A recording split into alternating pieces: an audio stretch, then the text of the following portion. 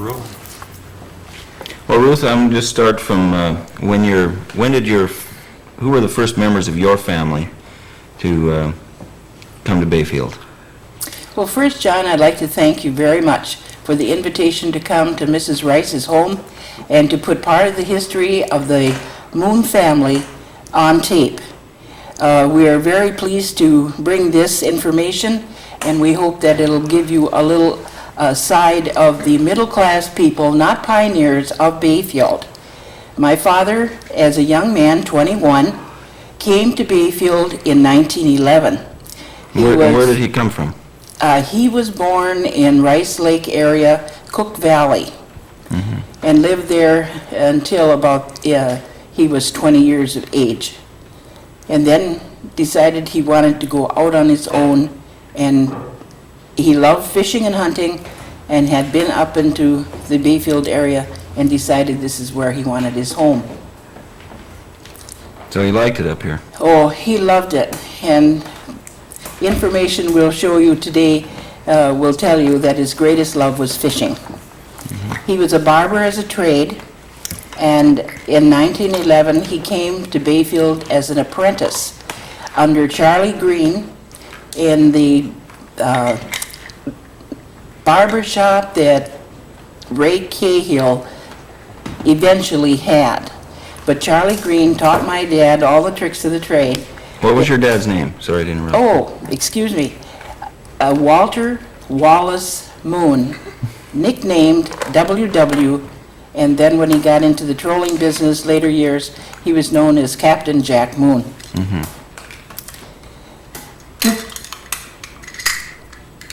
Go ahead. Now, where was this first barbershop where he was an apprentice? This would be the one that Ray Cahill, about 220 Rittenhouse Avenue, right on Main Street, was the first barbershop. And what's it near? What's it next to? Right now, it's the candy shop owned by the Stensveds. And it was next door to the laundromat and one over from the bakery that Went out in down the flood. Mhm. Okay. To the brick block In the brick block. after the Bobby Durham building, whatever.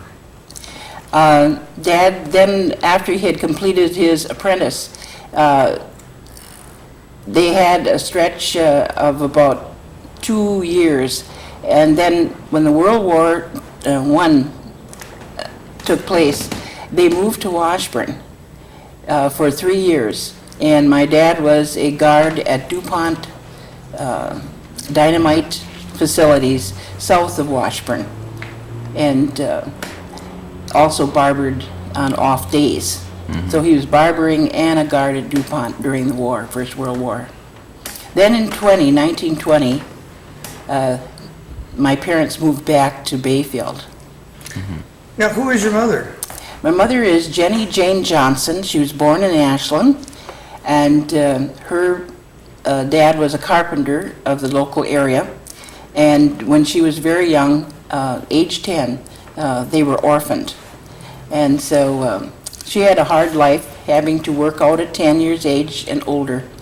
And then as years went on, a wonderful family by the name of Keel, now we know, everybody knows Bobby Roberta Keel, Durham.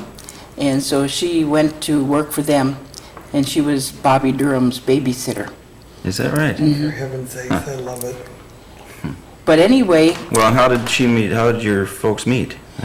my dad being an apprentice in Bayfield, the young ladies were always eyeing up all the newcomers to town. And so Jenny Jane Johnson wasn't any different. So she would stand outside of the barbershop and be watching this new barber that came to town.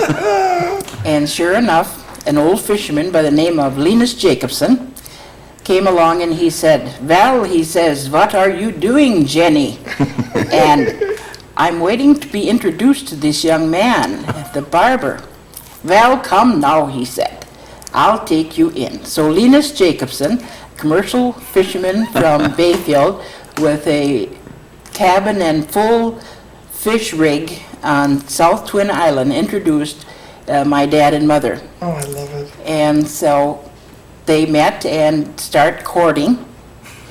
And so Lena said to my dad, Jack, why don't you take Jenny out for a ride to Bass Island for a picnic?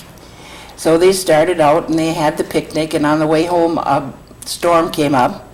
And so they were trying to get off from the island and the dock. And all of a sudden my dad said, well, just step on the railing and give me your hand. Of which she did, and the boat went out, and down went my mother between the dock and the boat. And to get her, he grabbed her by the hair. And years ago, they always had the hair up with a great big pug knot on top. And so that's what saved my mother from getting crushed between the boat. Oh my gosh. And that kind of put a jinx in her. All the rest of her life, she didn't care much about going on the water. Yeah, I can believe it. I can see why. But anyway, my folks were married in the Kiel living room, Bobby Durham's parents' home, July the 5th of 1913. Wow. When they were out on that boat trip, was that a gas-powered boat or a single-powered boat? Oh, no, that would have been gas, a small open boat. Yeah. I love it. Yeah, but That's priceless. I must say that I was very fortunate in having my parents. And I would like you to take a look, and this is Walter W. Moon and Jenny Moon. Now, where's that picture of Walter? It looks like it's in front of This would be, Nelson's, or was it the you know, where the Jabot store was? Hadlin, Joanne Hadlin now. has her now. Oh, sure. Shop That's when now. it was Durham's gas station? I mean, It was Like, Joe LaBelle's and Art Figi had yeah, it, Figi. Okay. and that corner. But Yeah. the fish was caught in about 1935, and it's 39 pounds. And Boy. the picture of my mom, she was 70 years old, and we were flying Flying to Tacoma, somewhere. Washington for her birthday present. But barbering was very reasonable years ago, and haircuts were 25 cents. And also, in later years, the shaves were 15 cents. But from the Cahill location of the barbershop with Charlie Green, my dad became a master barber. And he then moved down to where the Bayfield Hardware is now. And they would have been on the east side of the building. That half was a barbershop. The other half of the hardware store at that time was John Oakes Pharmacy. And my dad barbered there as a master barber and had two other barbers with him. One was Louis Lessing, and he was related to the Al Miller's son-in-law. And we didn't note the third barber. But he stayed in that location until about the 40s, when the drugstore burnt, and one real good friend grabbed the clock off from the wall, which we still have at home, and it's still charred. We left it as it was, but it runs to this day. And then they moved over into the shop where Dad spent most of his time, and that would be where the Hungry Mariner is with their gift shop. So that side, at that time, was Hans Clare's jewelry store. And Art Sanger's pool hall was on the other half of the building, where the lunchroom now is for the Hungry Mariner. Well, when did community lunch come in that building? That was after, that must have been in the 50s, because then my dad no longer barbered in Bayfield. He had a chance to buy his brother's barbershop in South Range, South Superior, and so he barbered there. There just wasn't enough business in the 50s and the 60s for two barbershops. Yeah. And how many kids are there in your family? There were five, my goodness, four. 3 boys and a girl. You're it, huh? Yeah, I'm And where do you fall in the, as far as ages go? My brother Jack is the oldest. At the present, he's 71. Next was my brother Bob, and he would have been 70, but back in 73, he had a hunting accident that was fatal. Then I was third, and then my youngest brother, Bill Moon, is going to be 60 this fall. And he's really the top troller of the area for catching fish. Boy, well then how did your dad get into fishing so much? Well, back in about 1911, they had an open skiff, and they would go out as just on weekends after barbering to go fishing themselves. And this particular clock is the wheel off of my dad's first boat, It is. and it was an open pond boat, and on the sides, the wheel would be like this to the side of the boat, and it would spin and direct as, but this is from at least 1911, from Dad's first boat. What was the name of that boat? It was called the Diaper. I suppose with the spray coming in, that had many splashes. The Diaper. That's great. But Dad took this wheel with him and put it on each one of his boats that came up that could use it. And so in the fleet of boats that they finally had, we had 5 boats. And so the wheel has been traveling. Well, in the barbershop, that was a center for the community, mostly men. And many things went on at the shop. They'd have meetings, they'd play cribbage, they'd organize different things, and so this is where a lot of the tourists would, well, we didn't call them tourists at that time, friends that would come up north. And they'd come in and they'd get their hair cut and shaves, and then Dad would spin a few of his fishing stories, and then right away they'd say, well, Moon, how can we get out on the lake?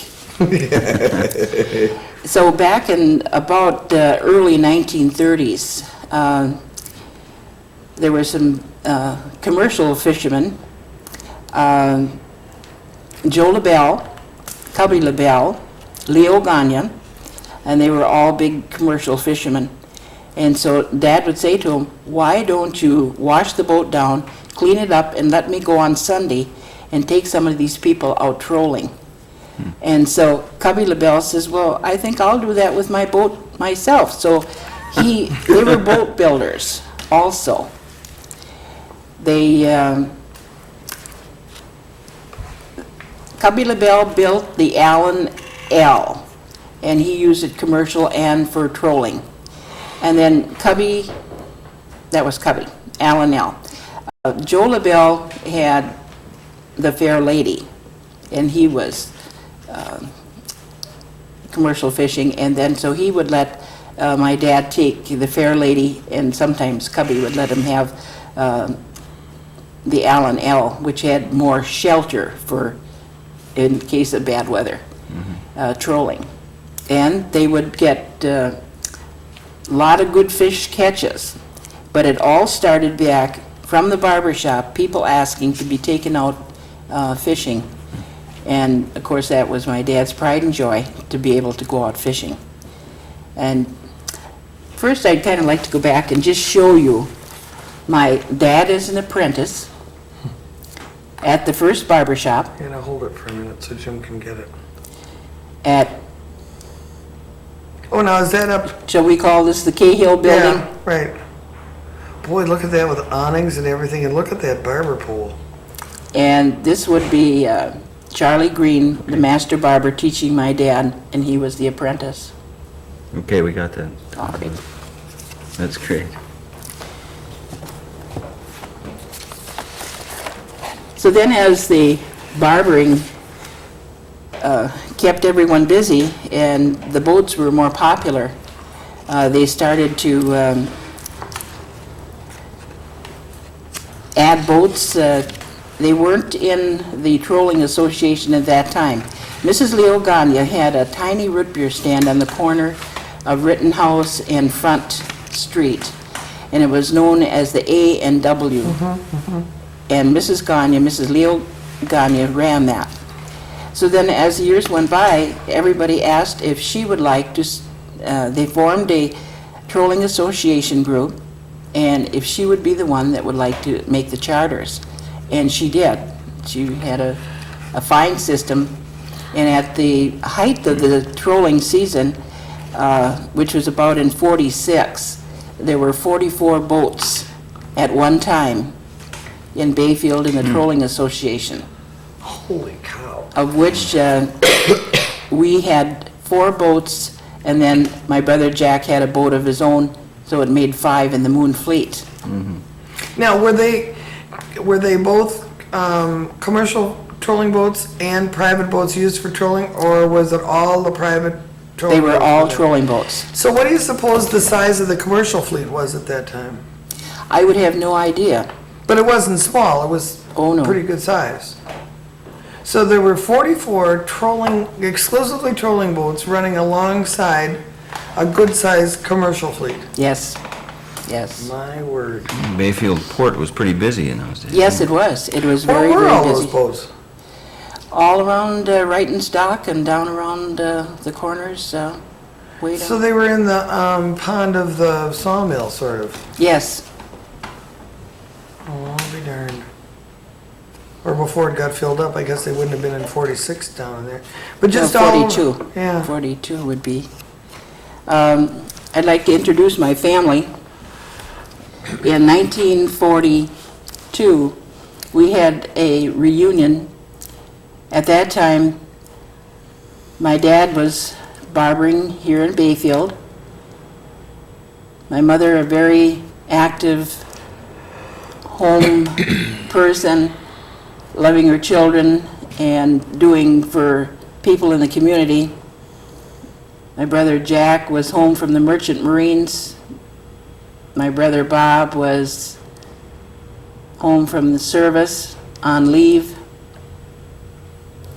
Now Jack is on which side of you here? Jack would be the second one in. Oops, From the right. yeah, right. Bob, Jack, and I think myself Yep. and Bill. Right.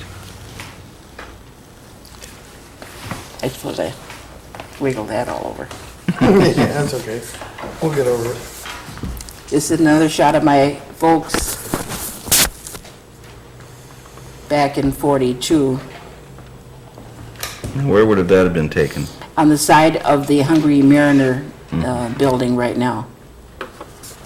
Where'd you live during all this? We lived several places. I was born at the Brown House south of the Bayfield Inn Oh, in 1923, and that's 28 South First Street. And my youngest brother Bill was born across from your establishment, Bates's Bar, at the Miller. It was a Miller home at that time. Then we lived on the corner where Dutch and Josephine Stark lived. yeah, but I don't know where that is. All right, that would be kitty corner from your home. It's here on North 3rd and Rice. That, where, yeah, it's where Denise and or Lloyd live. Yes. Okay. In that home. Oh, that's Stark's house? That's Stark's house. Oh, okay.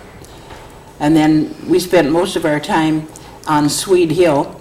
Bayfield is known for either Catholic Hill or Swede Hill, Cooper Hill, and so we lived in Swede Hill for many years. And then our last residence was the home 20 North 2nd Street, now the Betty Barningham's Beauty Oh, okay, Salon. all right. So that we were close to the barbershop, just out the alley. So business was busy at the barbershop, and they had many things that they would discuss.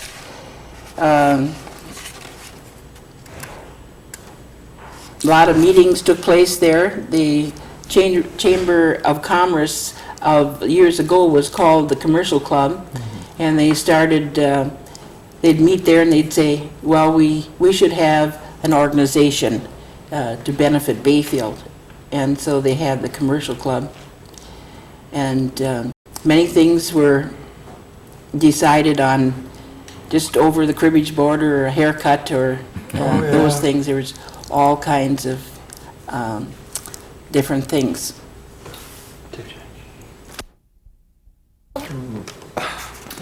Oh, No, didn't keep put it going. on yet? It's on. Oh, we're on. We're rolling. You're rolling. Okay, so now we got to the commercial club getting started in the Yes, barbershop. yes, they started, just spoke of it. Then they went elsewhere to have the club meeting. But one of the main things that they had for the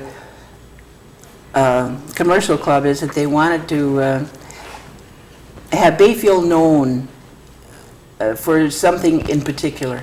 And so the first thing they did was they decided to choose a color for Bayfield. And so they chose red. Okay. Why? Why would you like blue or any other color? It's just a matter that the majority at the meeting said, we like red. It shows off. You can see it in the crowd, whatever. And so the famous Bayfield red hat came to Bayfield. And they were $1. This is my father's famous red hat. Jack Moon wore that whenever the occasion would come. And it was always worn down so that you looked real sporty. And that's Wait a minute, don't take it off yet. I'm not paying attention. but the red hats went everywhere. Later in the years, they would have all the red hats, and they would go to the sportsman shows in the cities. Well, they always knew where the Bayfield County sports show booth would be, because the Bayfield red hats would be there. And Love it. so I should take Now, it what, off. what year would have this been started? Do you know? Remember? This red hat? 30s? I'm not going to say, because there'll be too many people who'll say that's not correct. But all I can say, it's way back in, let's say, the 30s. And so, this is what is known as the Bayfield red hat. I have to tell you a cute story. Many of the things that would go on into the barbershop, there is a very nice gentleman, Leo Capser, from LaPointe. And Leo was always coming in with one thing or another, and this one day, he came tearing into the barbershop. Jack Moon, take off your pants and your shirt. Well, all the people were looking, well, what was going on here? Leo says, I've got to get to Ashland, and I just tore a hole in my pants, and it won't go with anything that I have on, and I've got to be in Ashland. And nothing flat. My dad, who was in tradition, always in white pants and a red shirt, quickly went into the back, changed his clothes into whatever, and gave them to Leo. Leo hurried on to his meeting appointment in Ashland with Jack Moon's white barber pants and red shirt. And Leo never did bring them back. So Leo Capser stole Jack Moon's red shirt and white pants with my dad's blessing, because they were real good friends. Did your dad ever go out on any of the digs and stuff and the looking for anchors and stuff, or help Leo No, collecting his stuff for the museum? no. But at one time, my mother found a beautiful, beautiful musket in the town of Russell schoolhouse. And Dad gave it to Leo Capser for the museum. Yeah. But you could always see Leo Capser coming with his boat with the white pants and the red shirt. Oh, God. Yeah, he never gave that tradition up. So, Well, you're right. All the pictures I see of him, he's got white pants on. yeah, yeah. That's a riot. Fine people, the Oh, Capsers. they were wonderful. That's fun. Yeah, but I will have to show you a Oh, yeah, gift show us that more pictures. we were, well, let me tell you this then. Back in the old days, when the trolling boats first went into the association, nobody wanted to advertise. So my dad says, well, I'm going to advertise. So he had Jim Jabot, who is here in town now, make up our stationery. And so Telephone number 63 was the trolling number at the Barbershop. Oh, my gosh. And so we had a matching outside envelope. Look at So this. My if, God. Wow. if you got a letter from Jack Moon, the troller, you got it on this type stationery. Oh, that's great. My mother and I cleaned the boats, and I kind of did the correspondence, and I was always promised a trip to Cockhagen Sloughs in the fall for all my efforts. And to this day, at 65, I've never been to Cockhagen Sloughs, and I hope before I die I can get there. If somebody takes you. Yes. You're gonna have So- to pin your brother down now. No comment.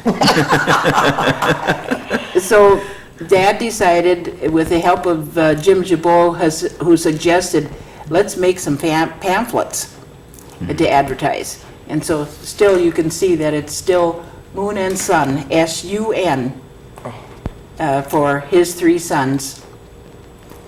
I don't know if it's on the front, but I see it here on the back. Well, here it is on the back. Oh, yeah. Is Moon and Sons. That's great. But when they first started out, they had the map on the inside of the islands. Well, look at that. Which set of names is on there? The old names or the new names? I would think that they're the old names. We'll let you take a look there. Nope, they're the new ones. Are they? Yep. We'll have to scold Jim Well, Jabot. now, Is it Rocky It's or Wilson. Rice? it's Rocky, Oh, but it looks like, I Is can't, it oh, no, Hermit? it's Hermit. it is Herman. Hermit. Yeah. What did that used to be? Wilson. Sand Island isn't even on there. Well, we'll close that up quick. But the price of the trolling was a 10-hour day at $1.50 an hour, and they furnished the tackle and the spoons and the ice. So actually, all you had to do is bring your own lunch and beverage. Boy, Yeah. that was a bargain.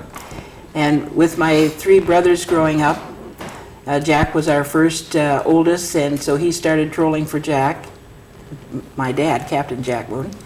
But, and then Bob came along, and then Bill. But Bill, of the 3 boys, was top fisherman, and he took the honors away from his dad too.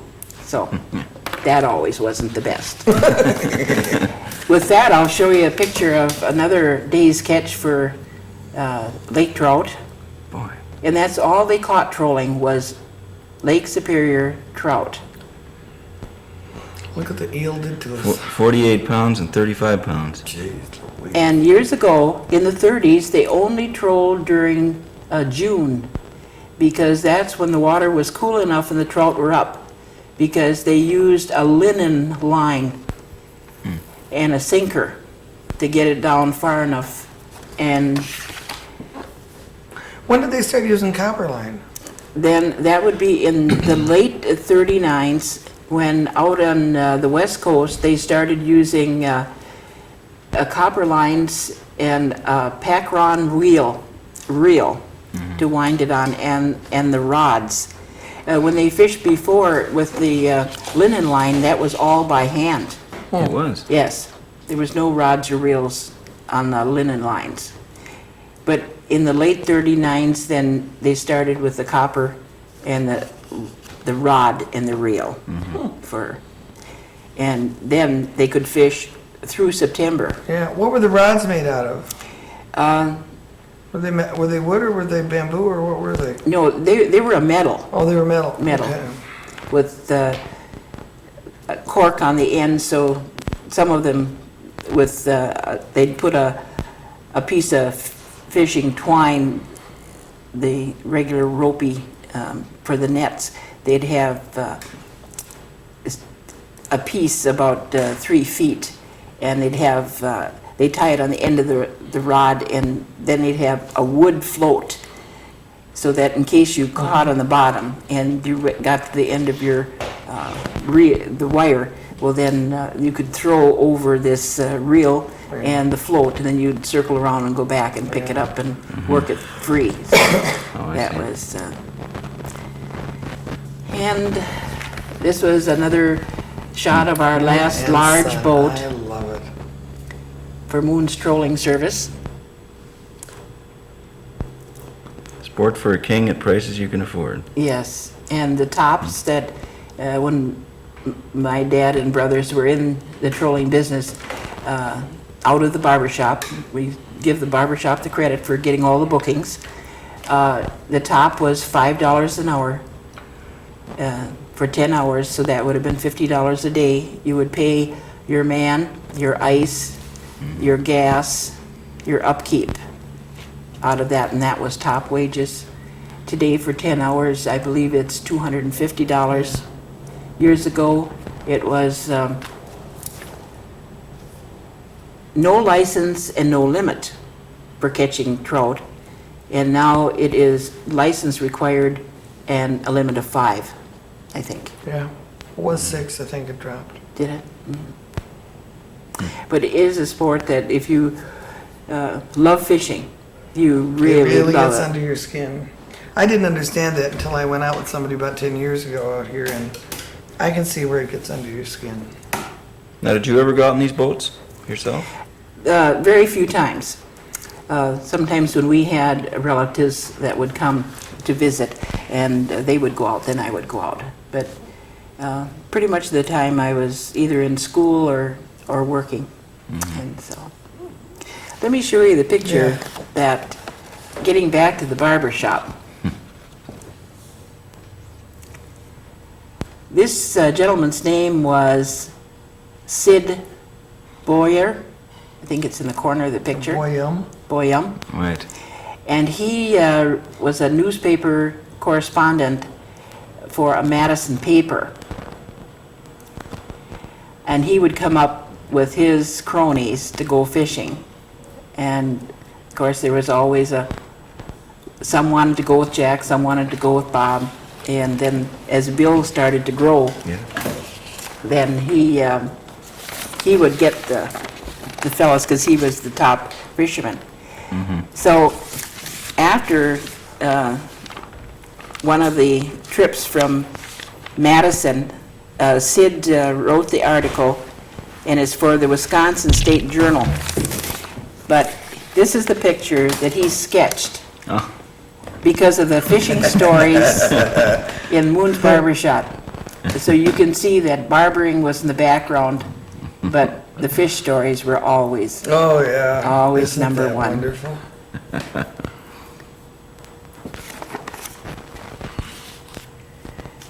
Well, some of the things that they'd talk about in the barbershop was the fun that they'd have.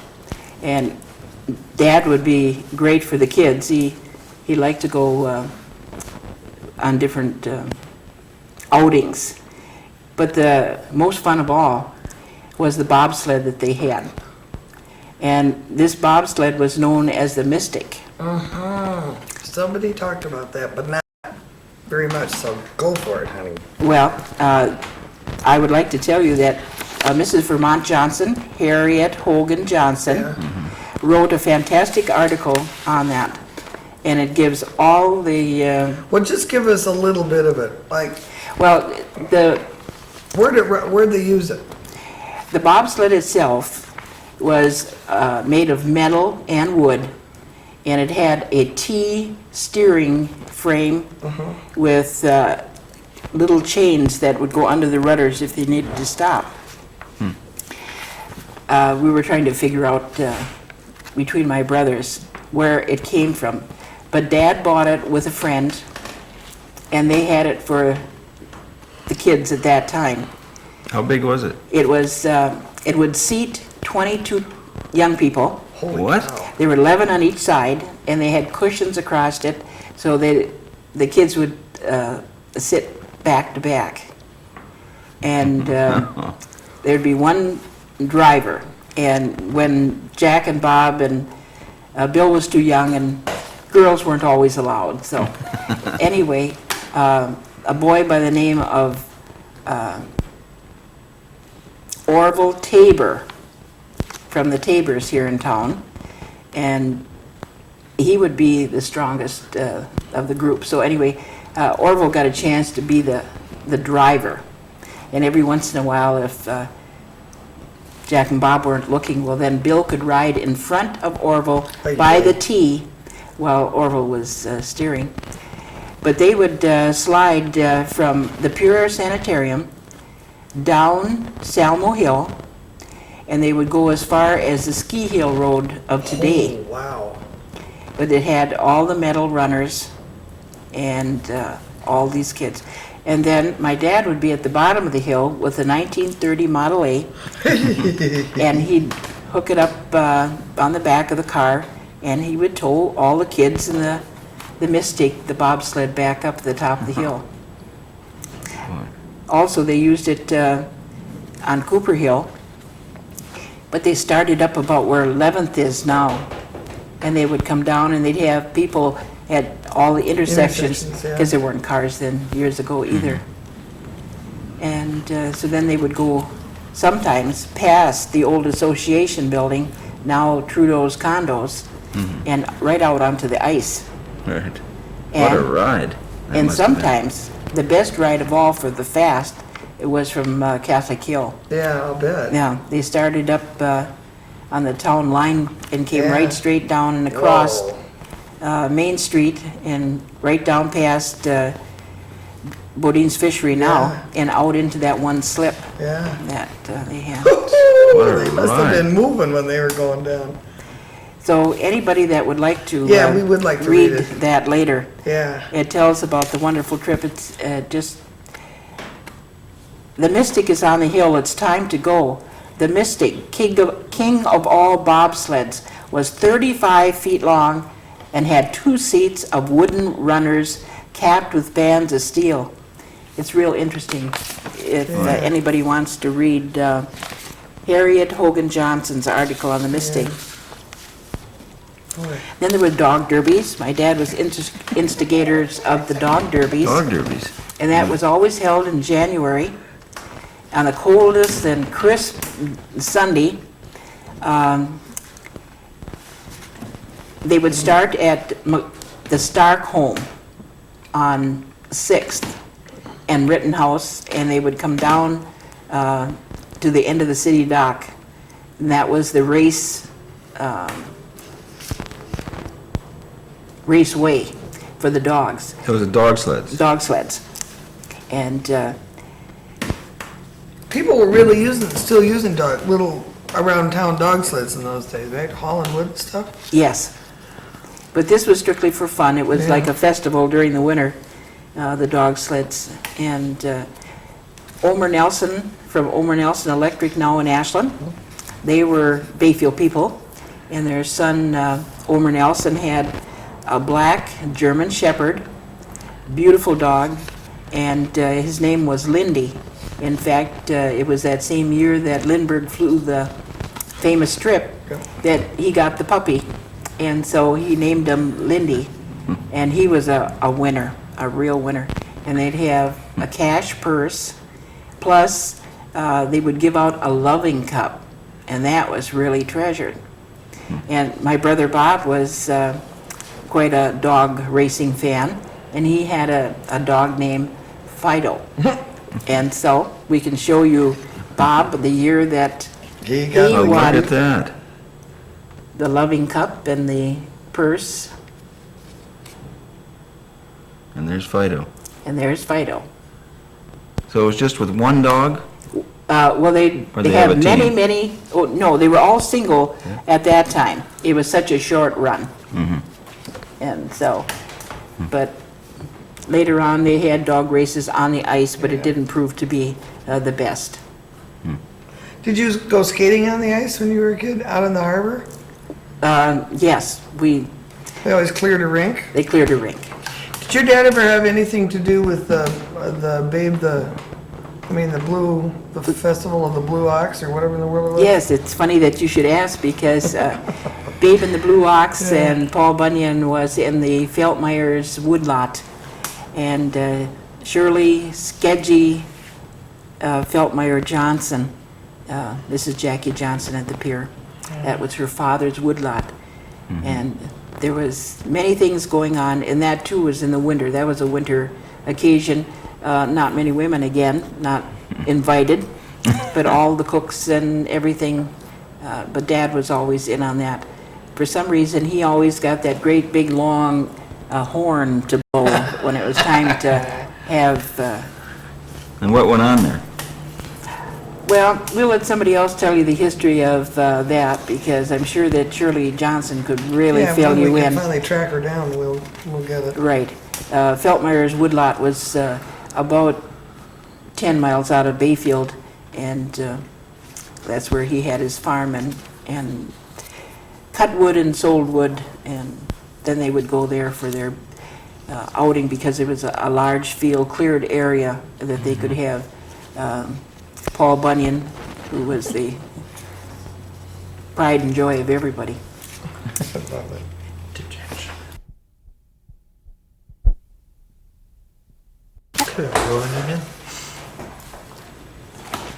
Okay, Ruth. Where's you? Or do we show the boat pictures? Well, I was just going to say that also during the winter, Bayfield was really busy because they like to have a lot of activities during the winter. Kind of quiet, and at that time the tourists weren't coming during the summer, but this was strictly fun for the local people. And so they'd have ice fishing, just like they do now for their winter bobbing catches. But they really used to catch a lot of fish right close into town. And so they'd.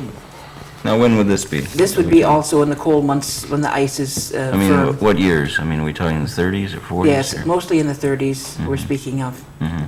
And so they had a lot of fun in the winter with the dog derbies and ice fishing, and then they would be racing cars, old Model A's on the ice and so forth, and so.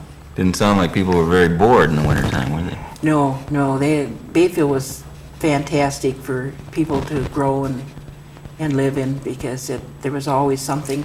Neighbors would always drop in, and they would, well, what do you like to do tonight? You going to go sliding, or you going to go skating? Or it was really a treat to be in a smaller community and growing up.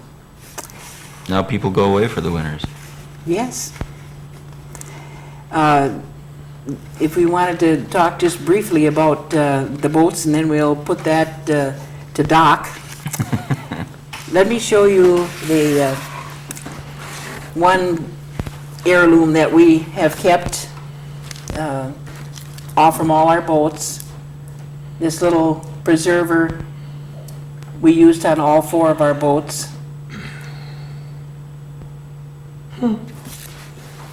Never had to use it, though. Well, that's good. Yeah, And- that's an interesting question we've asked everybody. Do you have any near misses out on the water? We've Yeah, we had have- many storms. They had many storms Hey, and but many you never had any major times. tragedies or anything? No, we were very blessed. Except for your with mother that. almost didn't make it the first time out. This is the fleet of boats that the Moons had at one time.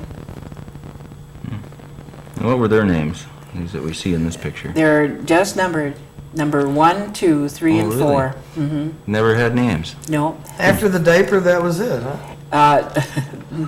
I don't think my dad really owned the diaper. I think it was a friend's boat. He was in on it or something. But the first boat that my dad purchased was from John Hagan on the island. And John Hagan, it was a commercial boat, and so it had, according to Elvis Moe, who was the mechanic for my dad if he needed any engine repairs, along with Richard Nordine, known as Buckshot. Those were 2 top mechanics in Bayfield. They just kept all the fishing boats going.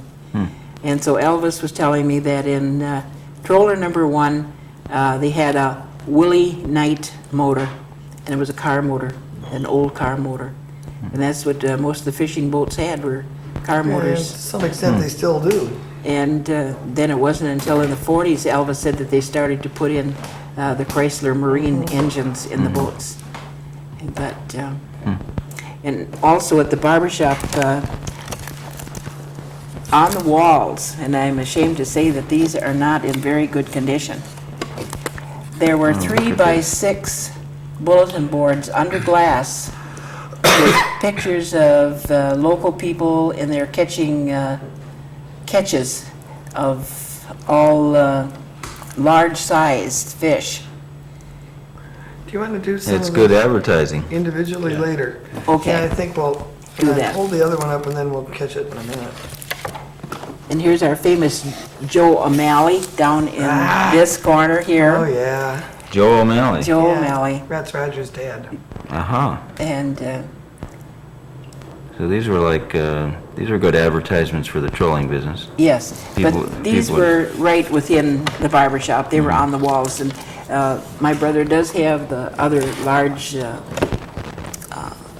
3x6 frames of pictures. And it's a shame that they aren't recorded. John Chappell from Ashland, who's still writing. This is John and his son. And but of all the years that we spent in Bayfield, we really enjoyed the simpler things. And it was a wonderful place for someone to be raised. My oldest brother, Jack, we all graduated from the Bayfield High School. And from there, Jack was married in '46, and he married a young lady from Washburn, Lois Newman. And they went out to Tacoma, Washington for their honeymoon. And at that time, they were short of help in Fort Lewis for barbering. And so he stayed and he barbered at Fort Lewis all his life He did. and stayed out there, comes home only for vacations. And they had one son, James. And then Bob was, after school, then he was in the service, and then he married a young lady, Madge Hedrick from South Carolina, and they have one daughter, Brenda. And Bob's wife didn't stay with our family very long. Brenda was only 5, and she just found that she didn't care to continue on in our family, and so she gave us Brenda. And so my parents, at 5 years old, and so my Yep. parents and I Raised her. raised her. Wow. And being that I was single all my life, well then I had the privilege of really enjoying Brenda like a Where's daughter. she? She's in Ashland, and she is 12 years with Court Manor Nursing Home, and she has just completed raising 3 fine children. Brian is 20, Jennifer is 19, and Jeff is 18. And so, but Brenda is one beautiful girl and good to me. And what did Bob do when he got out of high school? Bob was in, he sailed on the ore boats, and he was in the service. He was in the quartermaster corps in the South Pacific, and he loved the water and the sailing, but he was on the ore boats, and they just had Brenda, one daughter. And he was here in Bayfield for many, many years, and he sometimes enjoyed drinking a little bit too much. So Hyra Soper tells Brenda many times at the nursing home that he was quite Oh, my a God. rascal. You mean the two, he and Hyra hung out together? I'm afraid so. Oh, my God. Is there any Do you time- have a favorite Hyra Soper story, one that you can tell? No, I don't. That's because he was one. I'm afraid to say that I didn't appreciate Hyra. Well, not too many people did. The only experience I ever had with him was before I knew who he was or knew who he belonged to or anything else. This old geezer comes rolling into Maggie's right after we had it, and he was disheveled, is a nice way to put it, and full of sand and everything else. And he'd escaped from the nursing home and gone out on the road again and spent the night in the woods. And we had a lot of muscatel in the basement of Maggie's. In fact, we still have got it, and it's Hyra's. I must say, though, that Bob was fantastic. There wasn't a thing that he couldn't do when he was sober. Just, he could hunt and fish and sew and cook and maintain and whatever. But otherwise, that was something else. Yeah. And then Bill, my youngest brother, he stayed home with the trolling service the longest. And he was home until 57. And then he had been eyeing up the girls in Bayfield. Ordinarily, they all go to Washburn to look for the girls, but he was kind of eyeing them up in Bayfield. And there was one young lady that kind of decided that Bill Moon was going to be her husband. And this was Shirley Powers. Oh, for heaven's sakes. And Shirley was raised by June Thompson. And so she knew the way to get to Bill Moon because she would walk up and down the hill working at Myers's drugstore, and she would always come up past our house, which was 20 North 2nd Street. And of course, my mother, being older, was sitting on the front screened-in porch on a swing in the porch, and so she'd always stop by and she'd come in and say, "Oh, Mrs. Moon, how are you today?" And so she got in on the ground floor with my mother, I'll tell you that much. And so when Bill came home one night and said that he was going out with that Powers girl, my mother says, "I like that girl." And so we love her too. She's our sister-in-law, and Bill and Shirley live in Superior. And What did he go to do in 57? he left Bayfield and they went to Superior, and he wanted to start college. And so they needed employment first, and so he started to work and then going to school. Then he got a part-time job in a janitorial service. So he worked that nights, and during the day he was an apprentice in the Wisconsin Vocational, they used to call it institutes, and now it's Wisconsin Indian Head Technical College. And Bill is still there working at Superior College, teaching automotive mechanics. And so he spent his life there. And they have 3 fine sons. Did he go back to trolling at all in Superior? No, but they definitely are campers and boaters.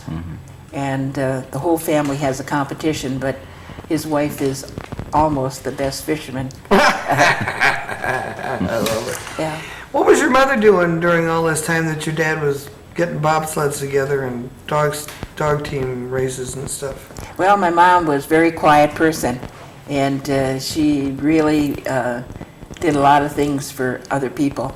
But she was very, very famous for her strawberry jam and her homemade white bread. Oh, wow. And cinnamon coffee cakes. And so there wasn't many people in town that didn't get Jenny Moon's baking. And she was a good housewife and a mother. She wanted to learn to drive, and my dad said he didn't have time to teach her how to drive on a 1930 Model A. And so she said, "What do you do after you put it in low?" And he says, "Well, if you can't figure that out," he says, "you'll have to go every place in low." So one afternoon, she took the car, didn't say anything to him. She put it in low and went all the way to the cornucopia and back in low. And so somebody said, "Well, you can't run in low all your life." And she said, "Well, what's the next step?" And so she had a dear, dear friend, Anna Ladd. And Anna Ladd said, "I'll show you how it goes." And so the two of them went out, and they got it into second, but it took them a little bit to get it into high. But after that, my mother did an awful lot of things for others. They didn't have taxis, they didn't have buses, and so when anybody needed to run to the hospital, they'd call up Jenny Moon, and she'd get that Model A going, and she would get them. Many times she went to Hayward. Hayward was one of the biggest, closest hospitals. And so when they heard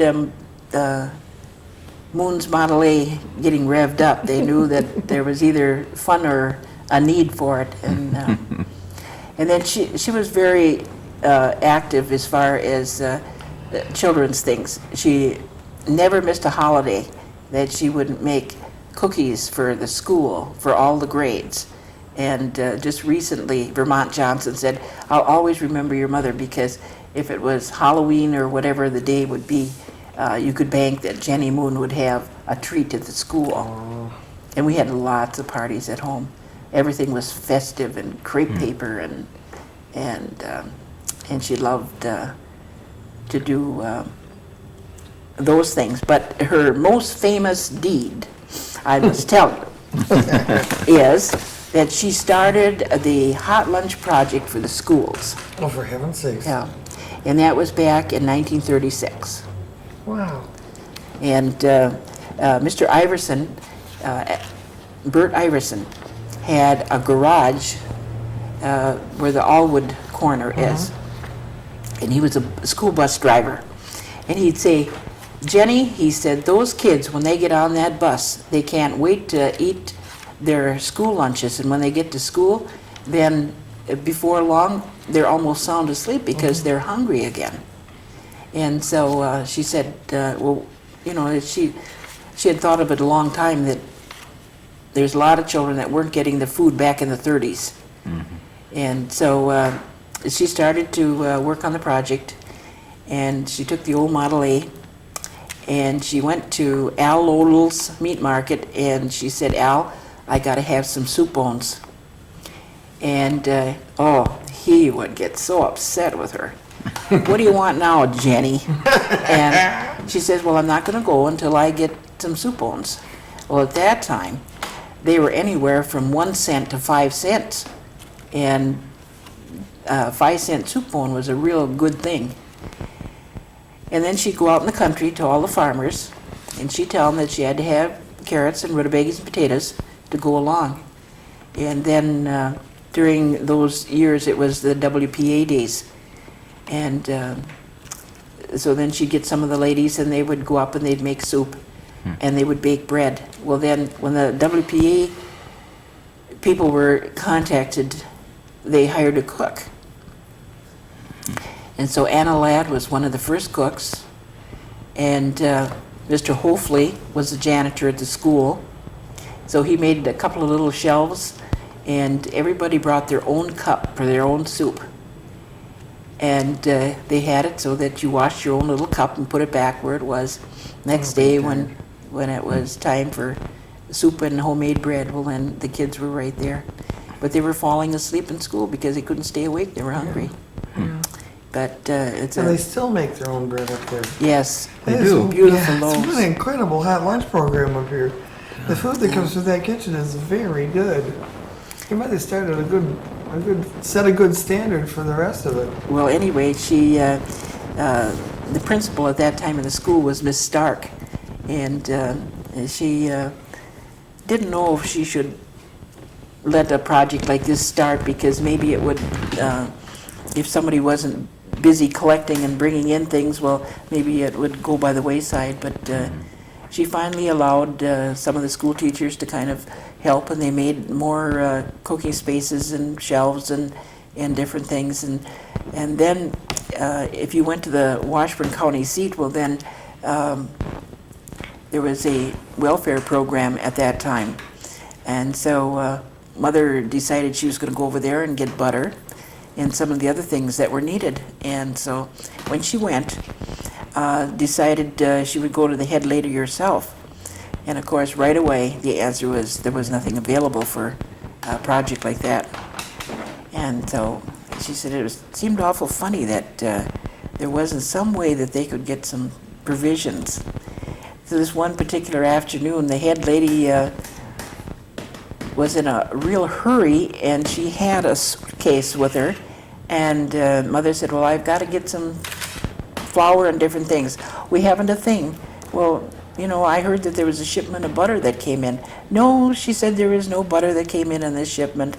We just can't spare a thing, not a thing today, Mrs. Moon. And so she grabbed the little suitcase, and the lady started out the door, and the latch to the suitcase opened, and out came ever so many pounds of butter. So from that day on, the Bayfield Hot Lunch Project was well furnished with food needed. But anyway, Mother did start that. And she was a great gardener. She loved flowers. And so whatever yard that we would be in, Mrs. Moon's flowers would be enjoyed everywhere. Fantastic lady. Well, Ruth, what in the devil were you doing during all these years? Let's get to you Oh, here. no, these moons. The moonbeam is very unimportant. Oh my God, I love it.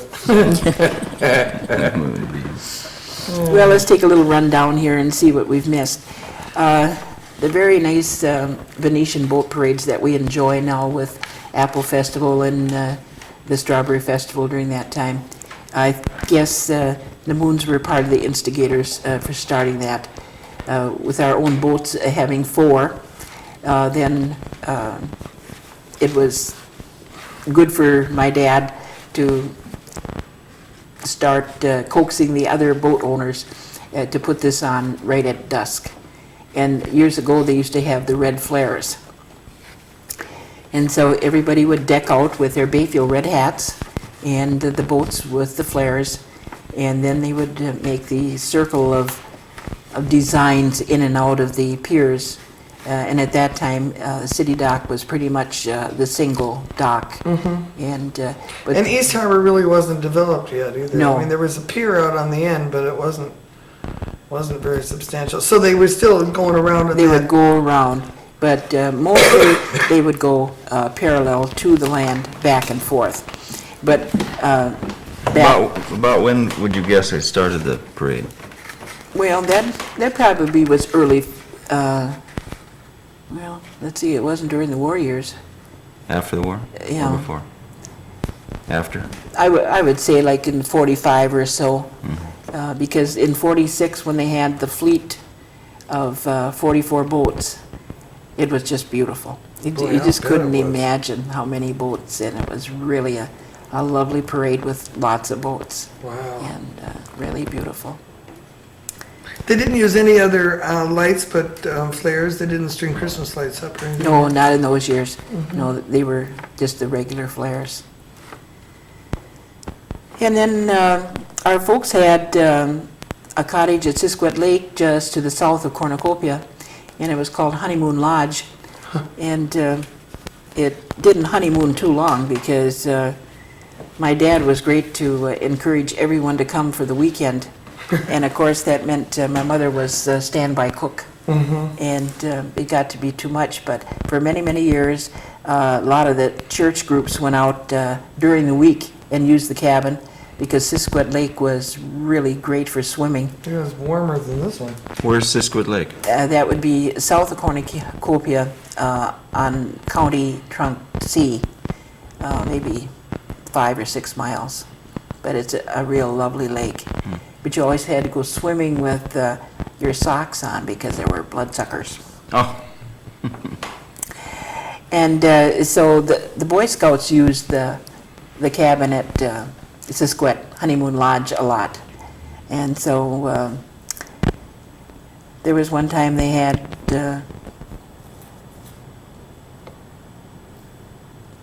there must have been a pillow fight or whatever. Anyway, there were feathers all over the cabin and they didn't sweep them up, so that was the last scouting trip. I think Father Culliver was in on that, but the boys were just growing up too much, and so. And then we had a hunting camp at Sand River, and that was always a joy for all the young boys to go out with Dad. He kind of liked to take different ones that folks weren't hunters, to have their sons come along with my brothers to go out for Where hunting. in the world was that now? that would have been just to the west of the Sand River, and it would be to the south of Highway 13. Okay, but when was it way out on the lake? No, we were Or on way up on- non-lake side. We were on the south side of Oh, the. okay. It was property that was owned by Maud Kransfelder of Bayfield, Oh, yeah. and then later years she sold it to Nakusa Edwards, and they logged the entire area. Yeah. But we had the privilege of leasing it from Nakusa Edwards for many, many years, and a lot of good deer and hunting stories and a lot of, That's goofy stuff. and How old were you when the flood came through? You must have been about 16, 17? no, I was 18. Yeah, 18. Yes, the flood was in 42, and we were down at the show house, which was in Oddfellows Hall, the night it started raining, and then halfway through the movie, they closed it because the water was coming into the theater. But at that time, 2 of our boats were in the pier by Bodine's Fishery, and when the sand came down the next morning, they were high and dry in sand. And we did a lot of protecting of the barbershop in that area because Yeah. it was water So the night flooding after in. you left the movie theater, did you go up and start working on the barbershop, or what were you doing? Oh, we worked hard on that, sandbagging and shoveling and working. That's another great story for someone to tell. And what happened to the barbershop? Did you No, protect it, or yes, we did. you did? We were sandbagged high enough to keep it from getting, It was far enough away from that ravine. yes. We were in the next block. Right. The bad block was the 200 block there at, Yeah. But you don't, did you walk, well, you couldn't walk home that night, or did you walk home that night? yes, we lived behind the barbershop at that time, Oh, and so we were, boy, you must have Within been a moving half a block. furniture all night long. it was a real tragedy for Bayfield at that time. Okay, so now what were you doing during all this stuff? What is that picture over there? Well, I graduated from high school here, and then in 41, after graduation in the fall, had a chance to go to Superior to the vocational school and take up the usual bookkeeping and typing and shorthand. And we took 2 semesters. And then in 43, I came back home, and my very first position was at the courthouse in Washburn. We drove back and forth, which was That must have been. that was a real adventure for us to commute. And I worked in the treasurer's office for 3 months. And during that time, the Bayfield Fruit Association was on the corner of Wilson, Manypenny, and South First. And they were very active in shipping of produce, Bayfield Fruit Association. And so I was asked by Roy Smith, the manager, if I wouldn't like to come and be bookkeeper, along with Eleanor Knight. And so, That's where you two tied up together. yes. And so I quit my job in Washburn and came to work for the Fruit Association from 43 until the summer of 49. And that was a wonderful experience to work with the fruit. And they had a regular grocery store also, and feed and fertilizer for the farmers. And that was an interesting adventure also, because during the later years, the prisoners of war from World War II came to Bayfield, and they had a spot at the former courthouse where they stayed, and Army personnel came and brought the prisoners, and most of them were from Germany, and they were fine young men, and they worked so hard, and they just loved it here. Percy and Hulda Chapey became very good friends of some of the people. They knew the area where these young people came from, and it really was fascinating. They told stories of their homeland and how they didn't have much along for food or whatever, and they were really appreciative here when they had enough food and a good place for lodging. There's- Did they stay right at the courthouse? Yes. Was that converted into barracks? Yes. Really was, they really picked and harvested. For a couple of years? Yes. It was great help because a lot of our young people Well, yeah, were everybody away. around here was gone. Yeah. They just, I'll be darned. Well, so where'd you go after the Fruit Association? well, that closed in the summer of '49.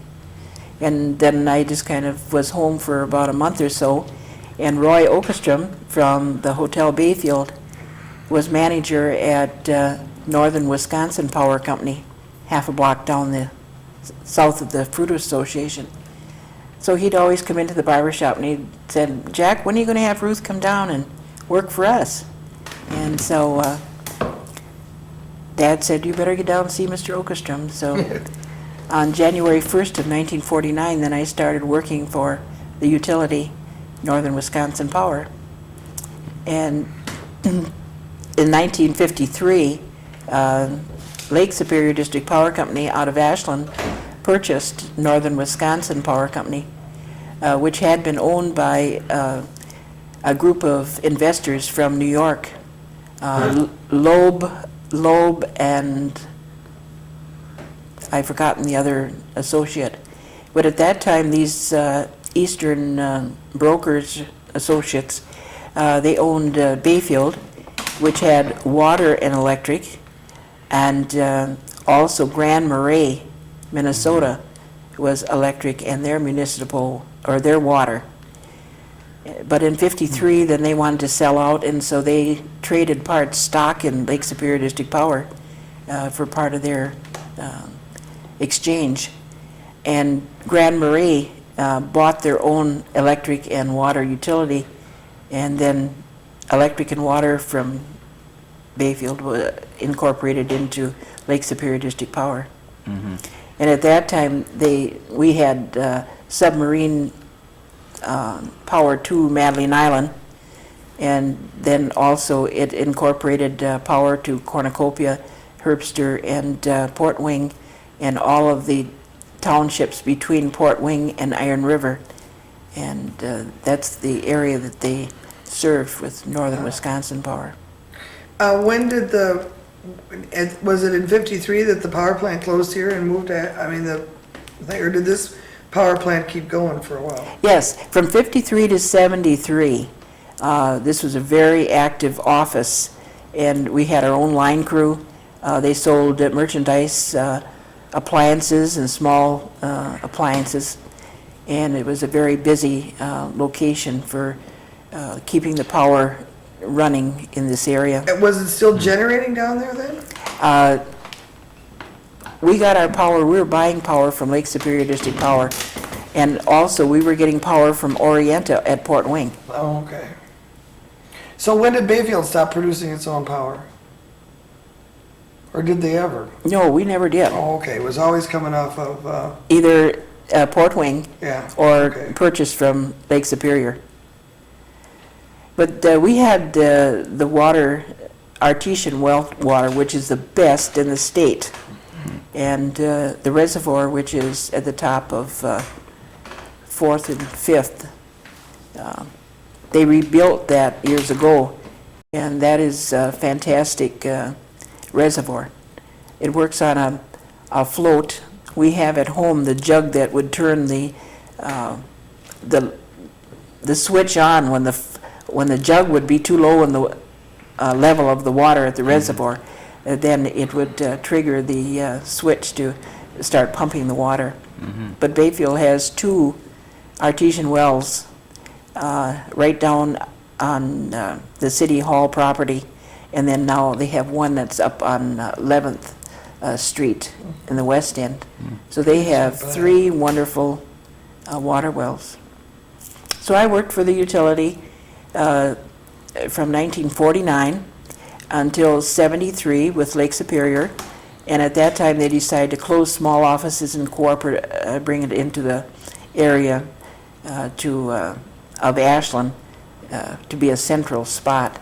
Mm-hmm. So then they took out the line crews and service personnel, and they had Lee Murado was manager at the time that it was closed, and he stayed on because he was soon to retire, and he was the local personnel that kept things running with additional help from Ashland. So at that time, it was quite a decision for me to see if I was going to commute or what I was going to do. My dad had passed away in '65 in the famous hunting camp at Sand River. He slept away during the night. We had hunted during the day, but women weren't allowed at the cabin at night, and so I had to always come home. And his dear friend from Red Cliff, Charlie Babineau, was out with him, and so that night Dad slept away. But what a way to go with in his favorite hunting place. So that was in '65, and then my mother had passed away in '71, and so we were living home in the big house. Bob was home and myself. And so the decision was made that I preferred not to drive back and forth, and so he preferred having his own apartment. And so we sold the big house, and I moved to Ashland.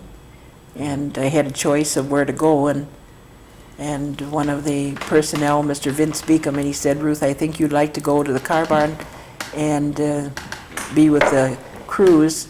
And so in '73, I became the radio dispatcher for the power company line trucks in Ashland. And a fantastic life. I've really loved the power company. And I retired now January 31st of '88 with 38 years and 2 months with the 3 utilities. Wow. So we've had a wonderful, wonderful life. When you were going to school, what were you doing? I mean, what'd you do? You were sliding and skating and stuff like that. Did you? The lower school was closed by the time you were going through. Yes, School. we were up here at Lincoln, Bayfield Lincoln High School. Oh, we were in a lot of drama and in choirs, and our home church was Presbyterian Church, and I was in When the did they church change choir the there. tower around on the church? I think that was in the '40s. Wish they hadn't done it. It made it easier for the young ladies when they were married, so they didn't have to go out and get wet Yeah. out and around to come in the front aisle. That's still, that old tower was gorgeous. I enjoyed working with the children at the Sunday school for quite a few years, and the superintendent for the primary department.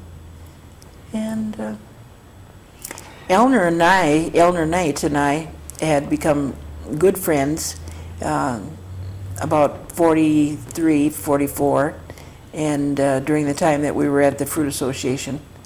And so we have been traveling companions for 45 years, Yeah. vacationing and going to the islands and But was her grandfather still alive when you were young? Or did he die by then? When did Bill Nye die? I wouldn't know. You don't remember it all, but No, you remember her dad. Oh yes, Doug Knight, and Mrs. Knight. Yeah. But we didn't get together until Yeah. mid-40s.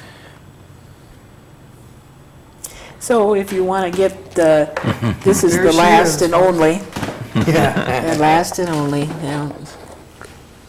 Many times I said, "Good morning, Northern Wisconsin Power Company." Then I had to learn to say, "Well, good afternoon, Lake Superior District Power Company." And then I finally ended up by saying, "Thank you for calling Northern States Power Company."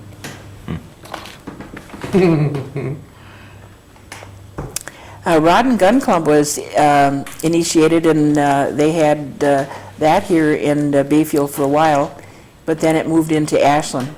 But a lot of the local people enjoyed hunting, were members of that Rod and Gun Club that was started here too. Lots of good stuff going Yeah. down. Yeah, well. So, Okay, we're rolling now. the lamprey, Oh, yeah. we forgot. Yeah, go and talk about that. But as long as we got that in our minds, let's start there. Okay, well, actually, the trolling was the very best from about 1938 to 1957.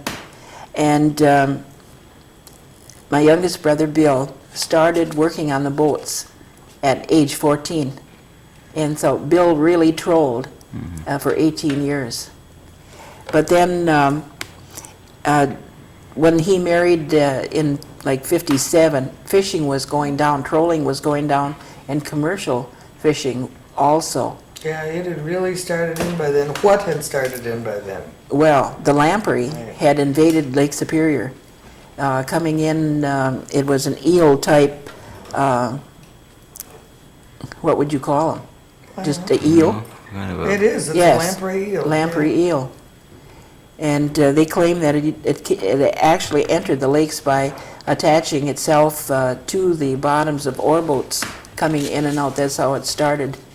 And the DNR... Well, once the Welland Canal got in and once the flow was through the seaway and all the way into the lakes, then it got stuck on the bottom of the ocean going boats. Yeah.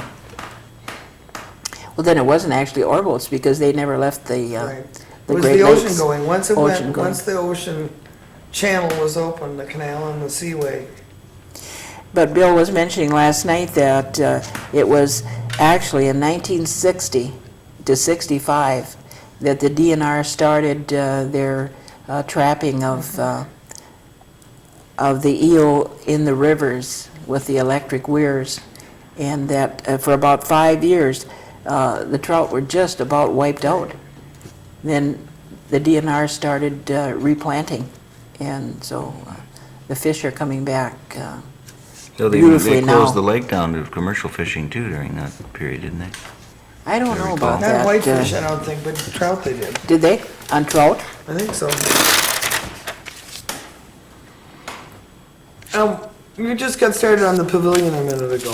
Oh, yes, back in 1925, the pavilion was sold to the city for $2,000, and they sponsored a lot of the dances, and in those days, they were popular. And they brought in a lot of big name bands. They had Artie Shaw and Eli Rice, and they had a drawing card because everybody loved to come to the Bayfield Pavilion. It really was a beautiful spot, and it is today. With, Well, were these dances put on by the pavilion? I mean, by the city? well, or it who must put have them been a on? club. I don't know who took care of them, but it might have been like the commercial club or someone sponsoring. But the pavilion had always been a center for a lot of wonderful Now, activities. when did the roller skating start? Well, Were you roller skating? as a yes, yes. So that was late 30s, early 40s. And one of the most fantastic roller skaters in Bayfield was Bertha Jonas. kid? Oh my gosh. She skated well up into her 60s. Well, she skated as long as the rink was open. Yeah, Yeah. that was more George fun. Jonas's wife, Bertha Jonas. And they're the people that Red Bates bought Bates Bar from. It was Jonas's bar. Yeah. Say, did you know well enough to know where the back bar came from at Bates? Do you know anything No. about that? No. Still don't know where that came from. For sure. You mean Bertha Jonas was skating on that floor when it was finally so crooked and the wood was so curled? Right. Wow. That was all you could do not to fall down if you were hale and hearty and Is it- young. Fantastic lady. She just loved that. That's wonderful. Then we have fond memories of the Indian Pageant, which was held in middle 1926 time, and Chicago producers came and they used the cleared area on the north side of, now I don't even know what the creek's name is,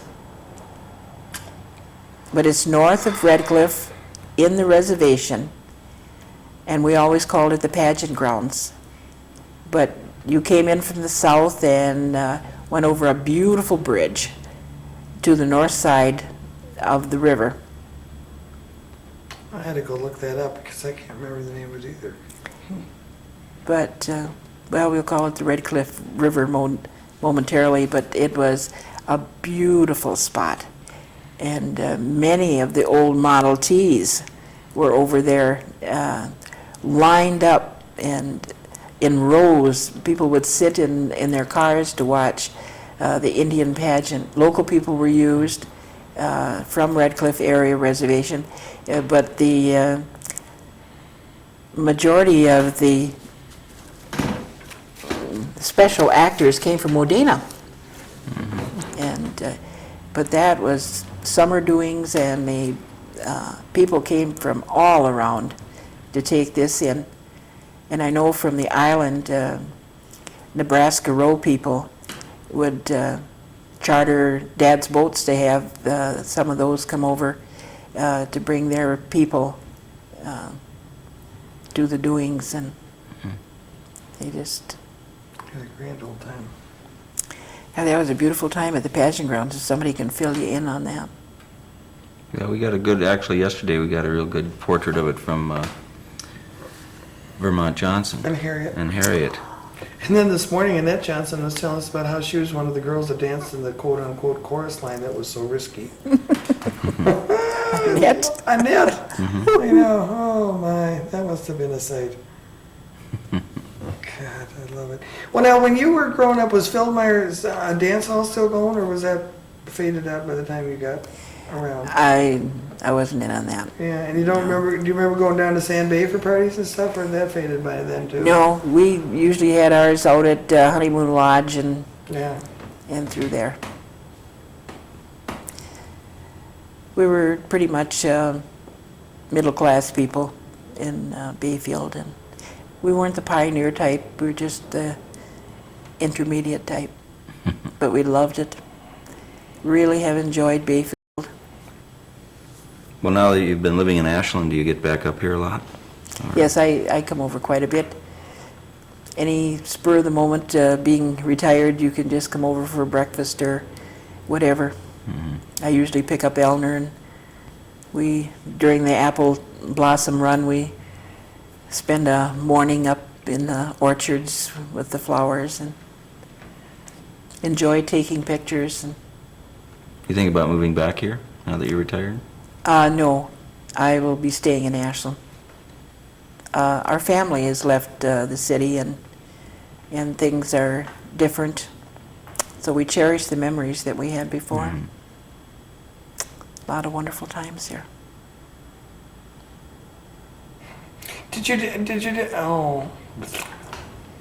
Your dad's favorite characters on do you have any favorite people that he took trolling? Any strange and wonderful souls show up and go trolling with him? Or your brothers? We had a special friend that was Mr. Woods from the island, and he had Bill. Bill was his favorite to come and take his guests out trolling, and he would call up my dad and he'd say, "Well, Moon," he says, "send the boy over." And so Bill would go over in the morning and take them out. Lots of times they'd only go out for a few hours, or maybe just for cruising to see the islands. And so Bill got a chance to meet one of Mr. Woods's maids. So it got to be, whenever Mr. Woods would see Bill coming, he'd say, "Well, Susie's up in the kitchen, you better stop there first, you know." Well, this one evening after one of the cruises, Mr. Wood says, "Well, Susie's waiting in the kitchen, you better stop up for a little treat." And so Bill was there not too long, and when he was going out, well, he kind of backed out of the glass door type dining area, and he was backing up and he was saying goodnight and backing a little further and saying goodnight, and all of a sudden, pluck, he dropped into the swimming pool.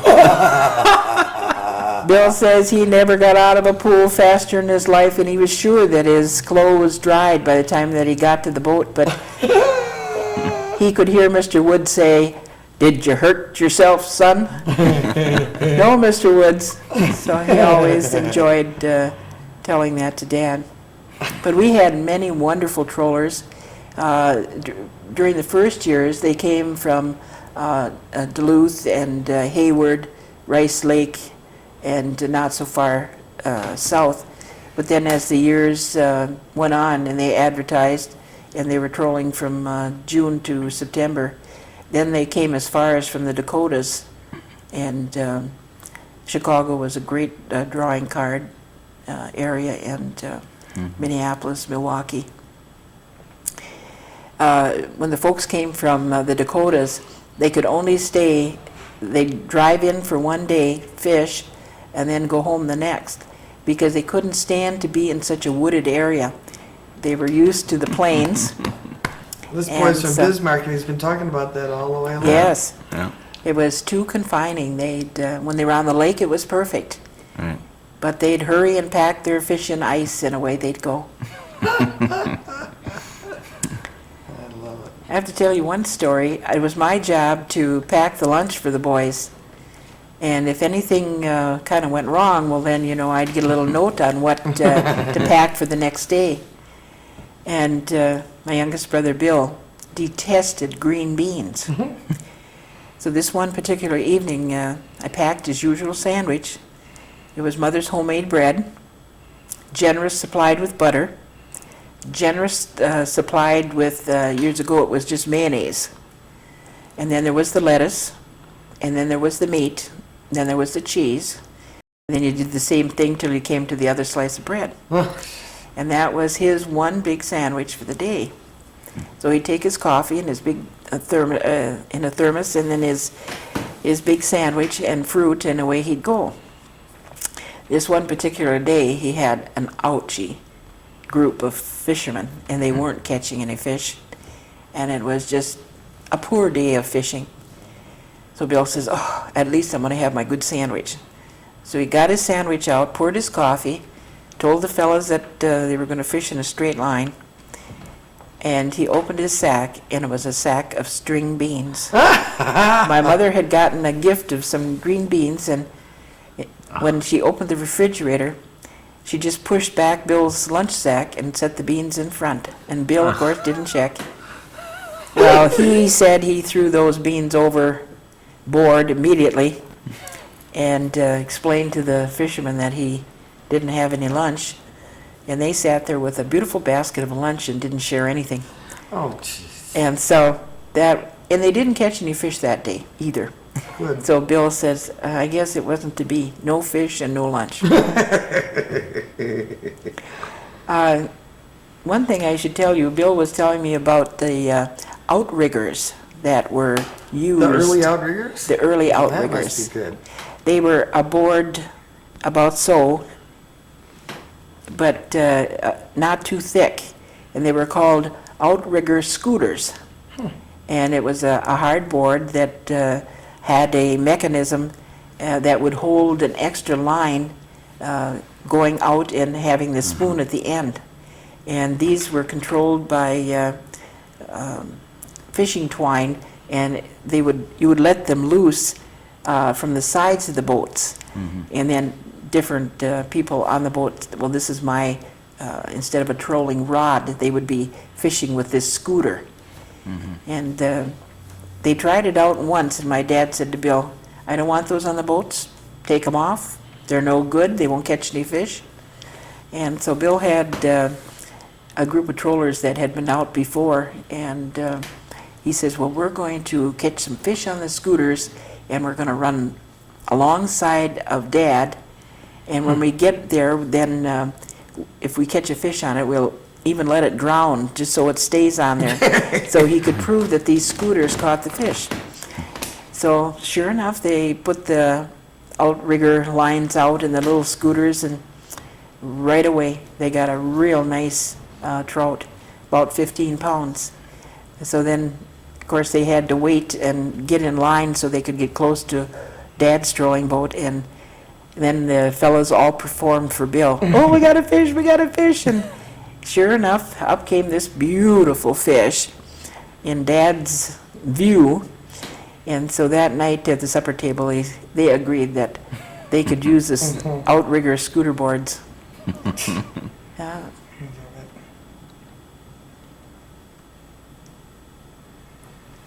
Well, I've certainly enjoyed this, Good. Mary and John Hanson and Jim and Janet.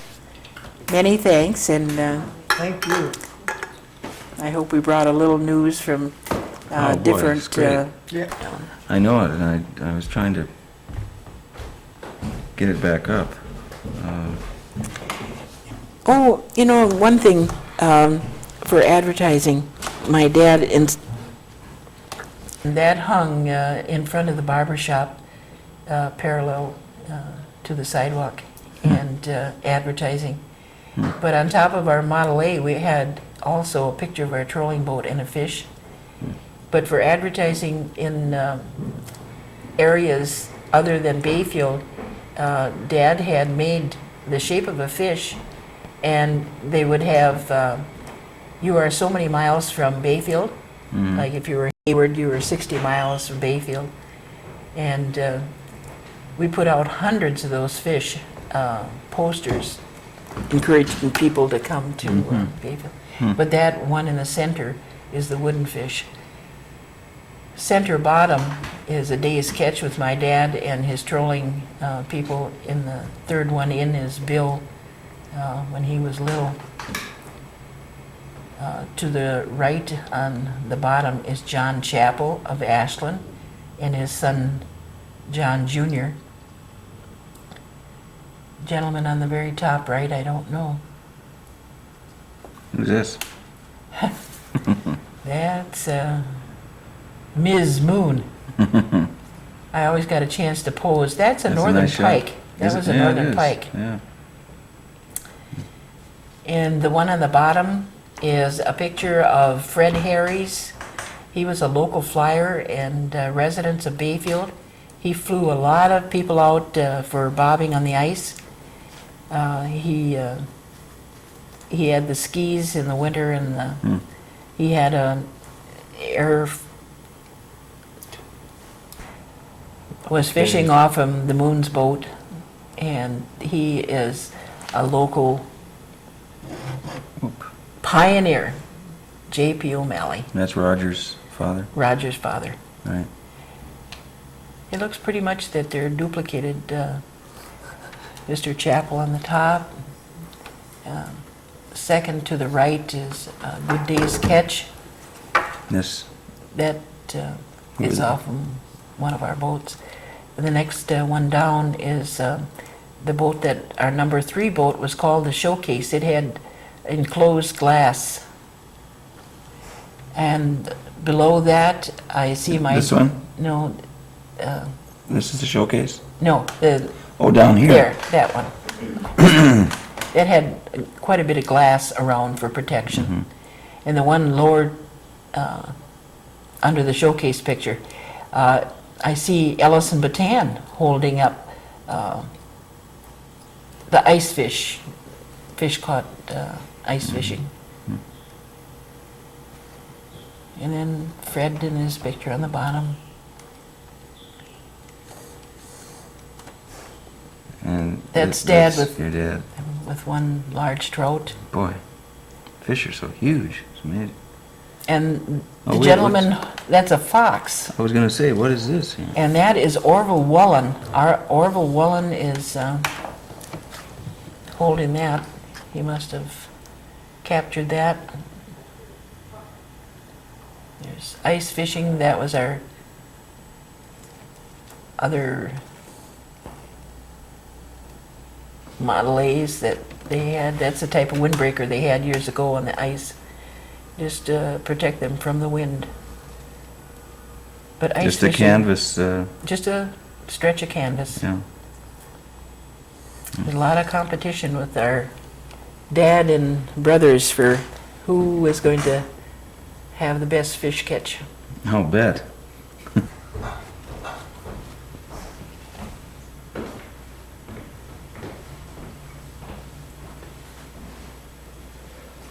Okay.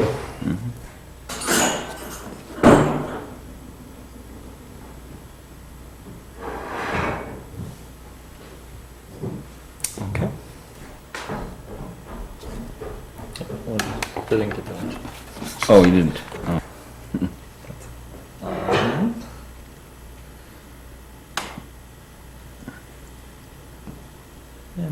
Sweetheart. Mm-hmm. I'm afraid I was a very favorite of his. Were you? Yeah. He tended to spoil you a little bit? Oh, yes, yes.